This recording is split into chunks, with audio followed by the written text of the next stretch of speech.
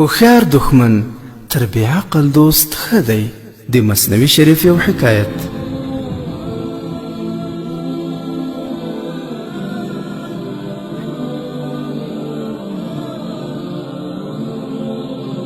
یو پاچا ډېر ښایسته او ښکاري باز درلودی چې پر باچا باندې د زړه ګرانو او ډېره مینه یې ورسره کول. یو وخت دا باز د باچاهي د محل څخه والوت او لاړی په هوا کې ستړی شو. راښکته شو، د یو سپین سرې بوډۍ په کوډله باندې کېنست. د سپین سرې بوډۍ ورته فکر شو، راولاړه شو، باز یې ونیوی. د هغه ښایست یې ولید او ډېره په خوشحاله شوه.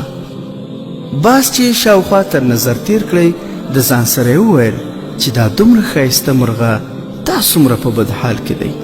دا نوکان یې څومره غټ او کږه شوي دي، دا وزرونه یې څنګه بې ترتیبه شوي دي، دا مښوکه یې څومره غټه او کږه شوې ده، ډېر یې زړه پر وسو.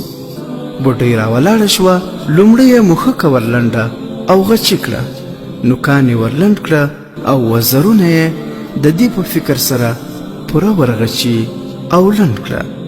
باز ته چې یې وکتل ډېره خوشحاله شوه چې اوس دا دی ښه خوندور شو او پخواني حال ته راغی.